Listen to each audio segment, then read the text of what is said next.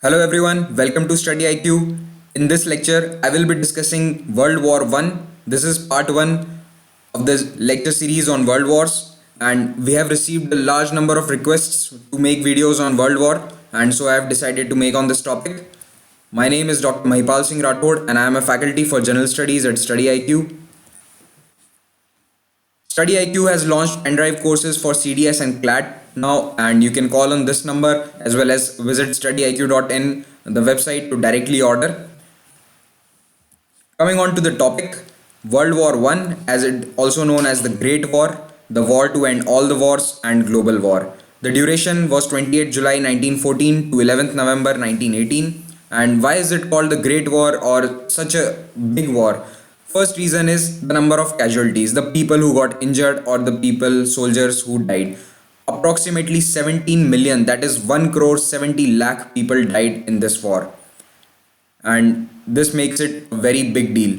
And the population of world was also less. 100 years back it was not as big as right now the population is more than 7 billion. So at that time 11 million soldiers died, that is 1 crore 10 lakh soldiers and 6 million civilians. So this is a huge number. Apart from that, 20 million people, 2 crore people were injured, wounded, lost a leg, lost an arm, etc. So this is one of the deadliest conflicts that human history has ever known. Another big reason for it being called the Great War is many countries were at war for the first time in modern history.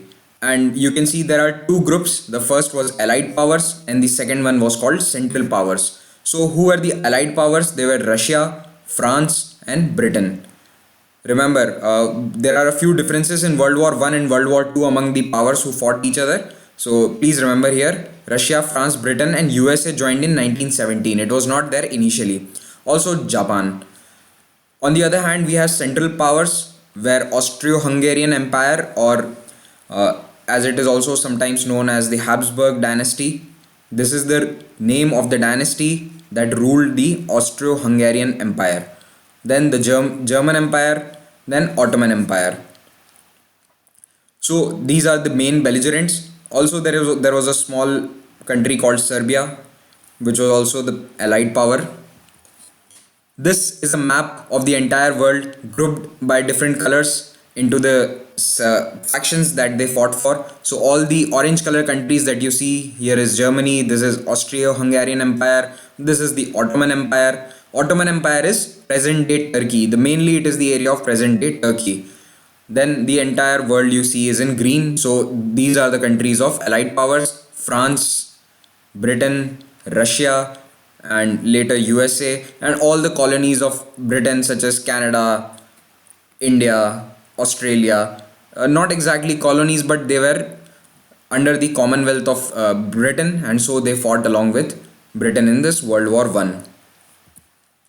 Now, what are the main causes of this World War? So there has been a lot of dispute, and it is one of the most discussed and contested part of modern history, that what were the exact reasons of World War One. Many people, many historians have different viewpoints on that, but generally four main causes are attributed. First is militarism, second is alliance system, third is imperialism, and fourth is nationalism. You can remember this as MAIN, MAIN. So first, militarism. What does militarism means? It means that a country or many countries together build up large number of armies, and they build up large number of arms, weapons, new weapons were built like machine guns, tanks. For the first time, tanks were used in World War One.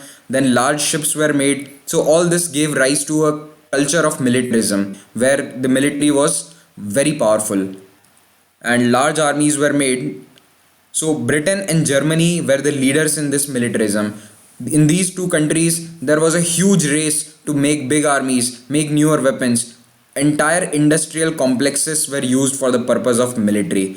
The main purpose of many industries was to empower the military of their armies. So this militarism spread to other countries also, like France, Russia, but they were very behind. Britain and Germany were the leaders. Now we come to the alliance systems. Many people blame this as the most important cause. Now Europe in 19th century had a large number of alliances. So many countries had alliances with each other, and most of these alliances were secret in nature, so that other nations did not know about them. And what was this alliance like? For example, there are three countries A, B, and C. So A and C had an alliance together that if B attacks me, then you will come to save me. So A and C will fight together with B. On the other hand, if B attacks C, A will come to the rescue of C. So apart from this, let's say this was a secret treaty. Then again, these A, B, C, then A and B again had a treaty that we two are cooperate, we will cooperate if we want to attack a third country. So this was not specified which is this third country, but it could be C as well. So you understand this was very complex mechanism. But to simplify, you can just remember two main alliance systems. The first one is Triple Alliance of 1882. Germany, Austria, Hungary, and Italy. These three countries made the Triple Alliance. And the second one is Triple Entente. This is in 1907. So initially there were just Britain and France. This treaty was signed in 1904. It was called Entente Cordiale.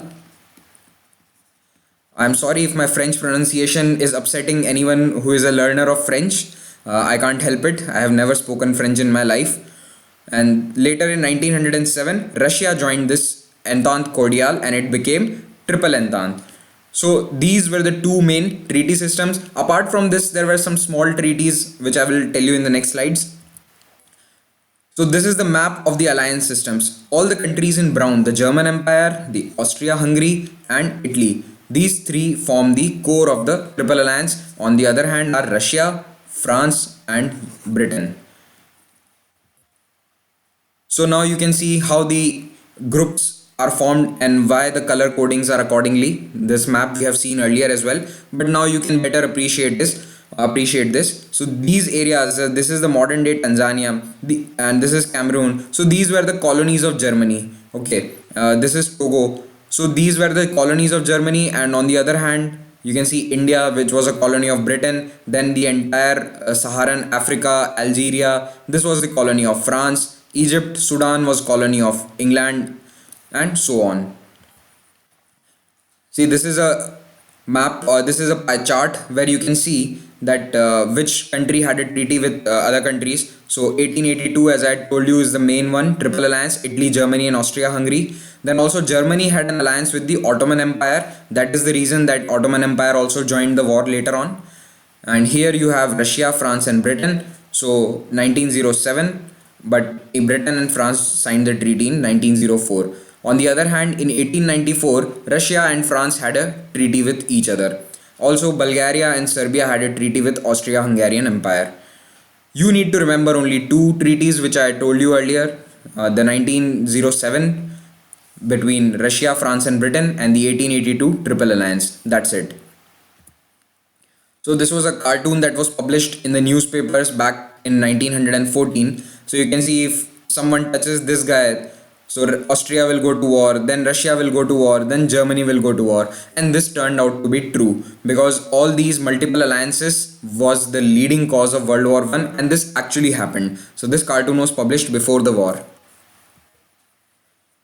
Another important reason cause is imperialism. It means that all the European powers, they wanted to make colonies, and they had made large colonies in Africa and Asia, and they had a scramble for Africa. Scramble means they were running to get more and more territory in Africa. So as areas were discovered, more areas were discovered, they came under the control of these European powers, and they bartered with them, they sold them, they used them to entice other countries. For example, if one country wanted the support of another in the World War One, they would say that we will give you so this country in Africa. You support us, we will give you entire Egypt. You support us, we will give you entire South Africa. This was used by England, France, and Germany. So Britain was the leader as usual in this regard also, and everyone else wanted to compete with them. It is estimated that around 25% of the world was under the control of British Empire at one point of time. Although this figure was right after the end of World War One, but even before World War One, a large portion of the world was under British control, and they were hugely successful at bringing these colonies to use in the war. Why? Because they had vast resources and manpower at their disposal. So you want army, you want a huge army, you can get it from your colonies. India sent 13 lakh soldiers in World War One to fight for Britain. Imagine 13 lakh in 1914. When our army today in 2016, it stands at 13 lakh. So at that population level, the number of army was very high. And at some point of time in the World War, the British army was less. The British people in the British army were fewer in number than the Indian origin soldiers. Then another cause is nationalism. Europe was swept by a nationalistic wave in 19th century. Germany was unified, Italy was unified, and many of the Baltic states, I will tell you which are the Baltic states, they were swept over by nationalistic fervor. Everyone wanted their own country. They wanted to become independent from old empires, old kings. Small areas wanted to be independent.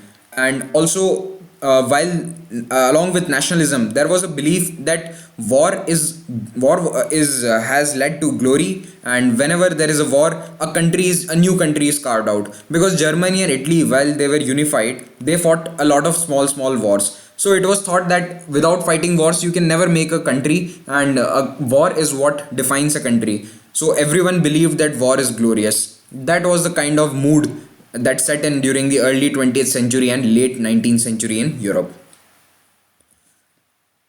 Then there are few other causes.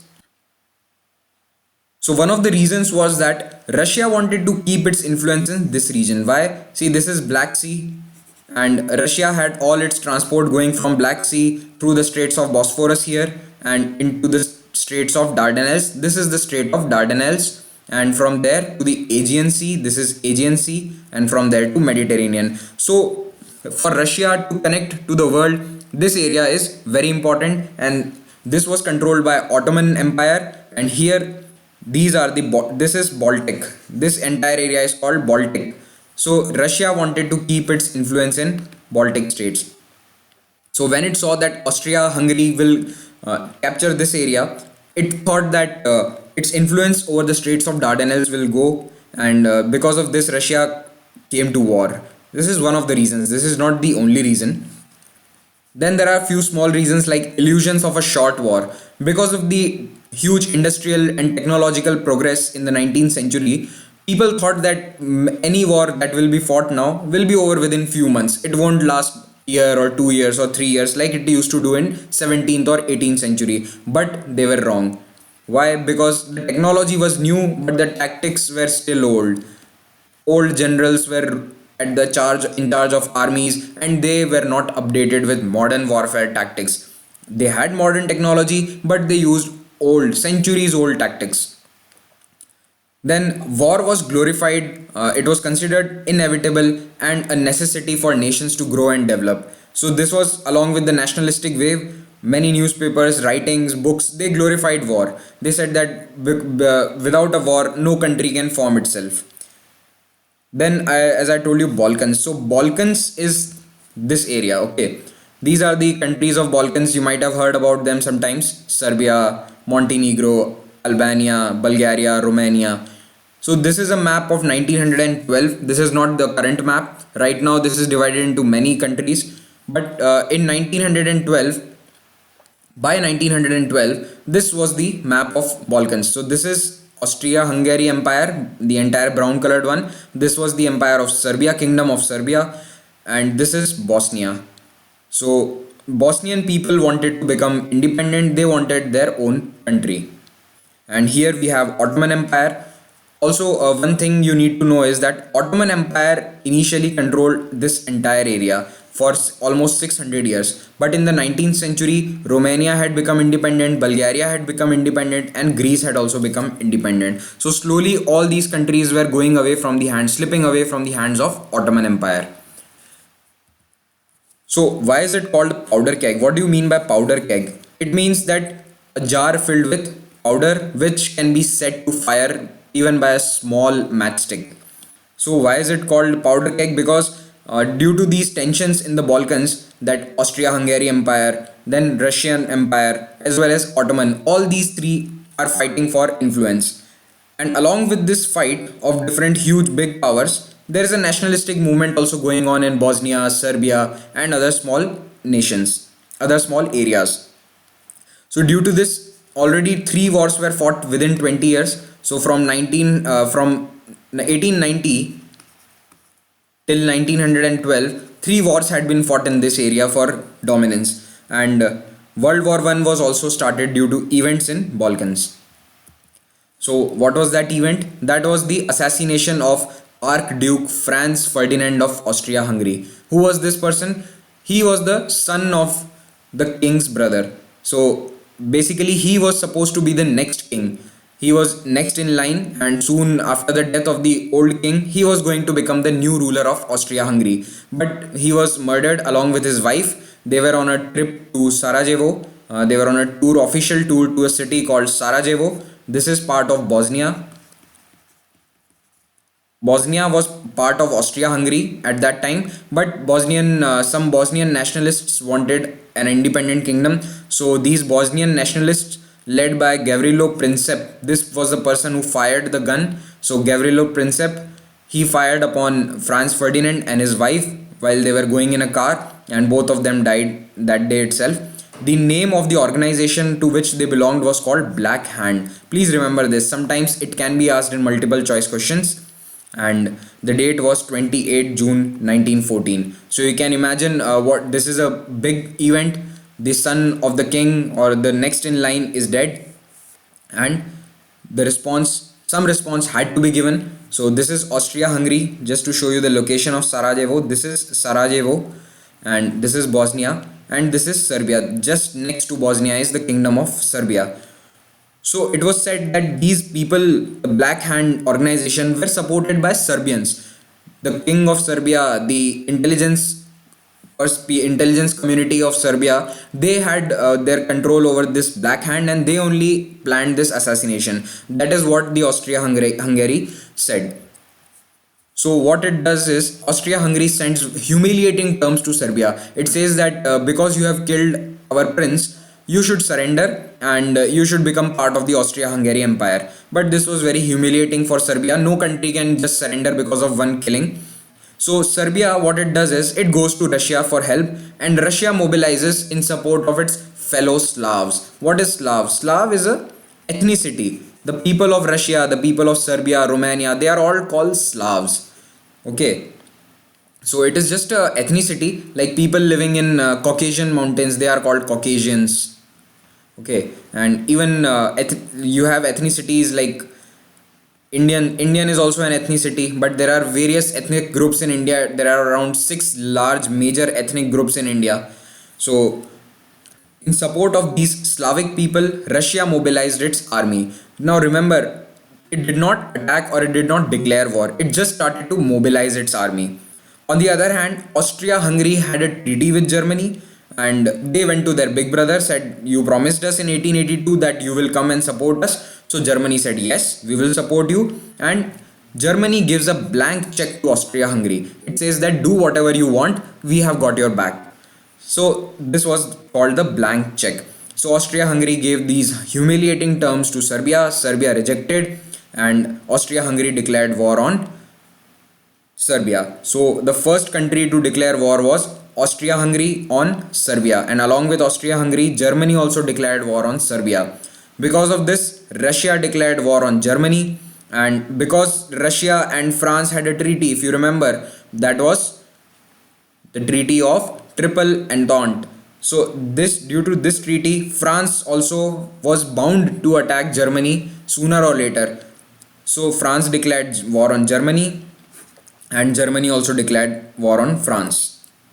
So this is how everything happened, and this was in July, so it is also called July crisis, because that there was a lot of diplomatic activity. Many diplomats were sent across capitals, many telegrams were exchanged to avert the crisis, but nothing could be done, and this July crisis finally led to the start of World War One. Again, the same map I am repeating here so that you can see German Empire, here Austria-Hungary and Italy. These are the Triple Alliance partners. But remember, Italy did not declare war. Why? Because Italy did not want to go against these countries like France, and Russia. So it stayed neutral initially, although it was bound to help them, but it did not. And later, Italy joined France and Russia. So remember, Italy changed sides. This is very important. Remember this. Okay. So this is how World War One began with Serbia, Hungary declaring war on Serbia, Germany declaring a war on Serbia, and on the other hand, Russia declared war on Germany and also on Austria Hungary. Here, Germany attacked France, and similarly, France also declared war on German Empire. This is a newspaper from the time when the war started. Germany, you can see the headline: Germany declares war, Europe is in arms. So German army, to prevent French army to come to them, they went via Belgium to France. So they said that we will go via neutral country. Belgium was neutral at the time. Where is Belgium? Look in this map. So this is Belgium. Okay. So they said that we will go via Belgium into France. So this is what German army did. They attacked France via Belgium. As soon as they entered Belgium, Britain declared war on Germany. Why? Because Belgium and Britain, they had a treaty. It was called the Treaty of London. It was very old. It was from 1839. But this treaty said that if anyone ever attacked Belgium, then Britain will come to help of Belgium. So this is why they declared war on Germany. Apart from that, this was just an excuse. This was a very small treaty. People had even forgotten about it. But as I said, Britain and Germany were already in an arms race, and both of them had a huge military industrial complex, and war was bound to happen between them. So this was just an excuse. So Britain declares war on Germany, and Germany got initial success in France, and it got great success against Russia on the Eastern Front. So Germany was very successful initially, but later this success in France was stalled. It could not go much deep inside French areas. Now Ottoman Empire also had a treaty with Germany in 1914, so they also attacked Russia. Another reason is that Ottoman and Russia had been enemies since long, many centuries. Ottoman and Russia had been traditional enemies, so they also needed an excuse to attack Russia. Also, Russia also, as I told you, wanted influence over the Straits of Dardanelles, so they also attacked Ottoman. So the main fight between them was in Black Sea as well as along Suez Canal. They tried to capture Suez Canal. Why? Because Suez Canal was the connecting link between British Islands and India. If they had succeeded in capturing Suez, maybe they would have lost World War One. Britain could have lost World War One. But the army repelled this Ottoman attack on Suez Canal. Now let me talk about trenches. This is a very typical feature of World War One, and you might have seen this if you have seen any movie of World War One or any documentary on National Geographic or Discovery Channel. So this is what a trench is. It is a deep pit, a long deep trench in which soldiers live, eat, sleep, fight. They fire. Everything is done here. So you can imagine the conditions. When it rains, the water stays here, and it was the health conditions were very poor. There was hardly any hygiene here, and sanitation was also very poor. So a lot of soldiers fell ill. There were health issues, and there was a stalemate for 3 years.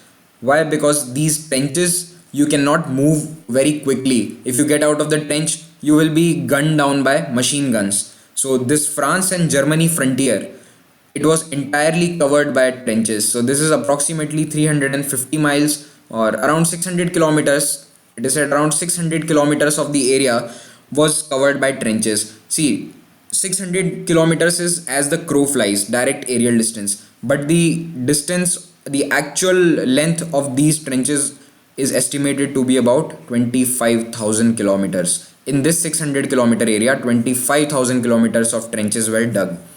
And in these trenches, many soldiers died due to health issues, and whenever they wanted to capture a small area, many soldiers had to die. Even to capture just 1 or 2 kilometers of territory, 1,000 soldiers or 2,000 soldiers died.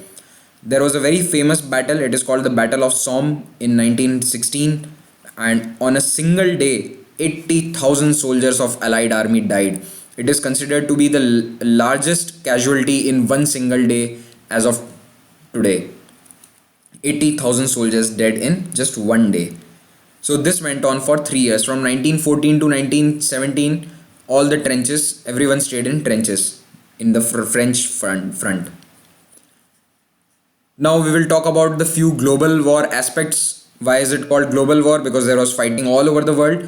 So Togo, Tanzania and Cameroon, these are countries in Africa today. They were colonies of Germany. So all the allied forces, the British and French forces, they attacked these countries.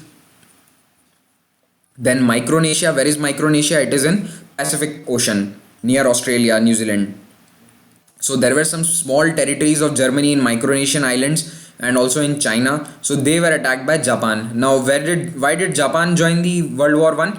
Because Japan and UK also had a treaty, multiple alliances system. As again and again I have told you, they were responsible for this world war. So UK and Japan had a treaty, and by this Japan was bound to attack Germany. Also, Ottoman ships bombarded the Black Sea ports of Russia. Which are these seaports? They are Sevastopol and Odessa.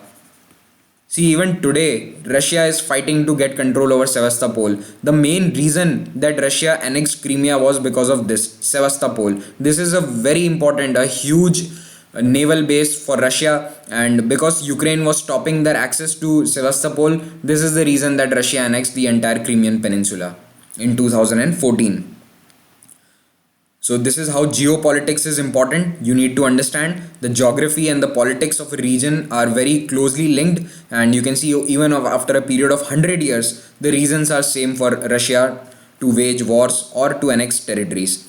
Then there is a very famous campaign called Gallipoli. This is a place in modern Turkey. So at that time, Ottoman Empire. So to attack the Ottoman Empire, the allied forces, they landed at Gallipoli, but here they were pushed back. They could not win here. In this Gallipoli campaign, many soldiers died, just like the trenches in France. There were trenches here, but unlike the rains and the humid conditions in France, here there was heat. So many soldiers just fried in the heat for many months without any proper food, without any proper water access. So Gallipoli, mainly here Australia and New Zealand soldiers were present. So this force was called Australia and New Zealand Allied Force, ANZAC. So even today Australia celebrates Anzac Day. Both Australia and New Zealand, they celebrate Anzac Day in honor of the people, in honor of the soldiers who died in Gallipoli campaign. Then there was a naval war all over the world in Atlantic Ocean, Pacific Ocean, where German submarines. So Germany had developed submarines for the first time. They were called U-boats. So these submarines, U-boats, they attacked allied ships. It means ships of France, UK, mainly Britain. Why? Because Britain was the leading naval superpower of the world. No one had so many ships in the world as Britain did. So they started attacking British ships, and later they also targeted civilian passenger ships. So these civilian passenger ships, when they were attacked, America was very angry. Initially, America refused to join the war effort.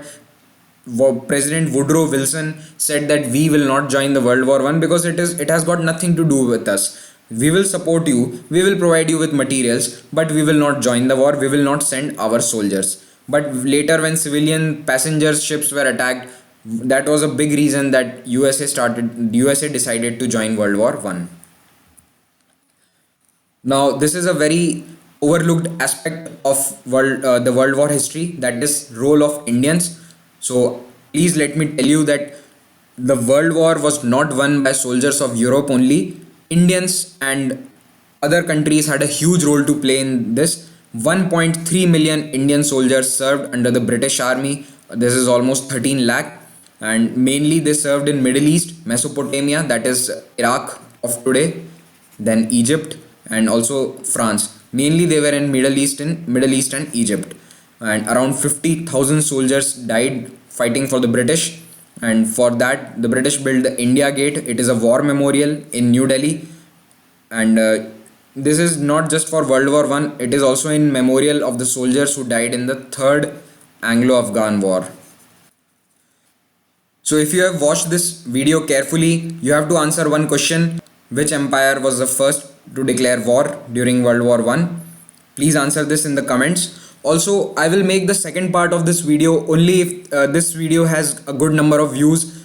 comments or shares, because I do not know whether only the people who have commented that they want a video on World War, only they want to see it or everyone wants to see it. So if there is a good response on this, I will make a part 2. Otherwise, I won't make it. So I hope you like this video. Thank you very much.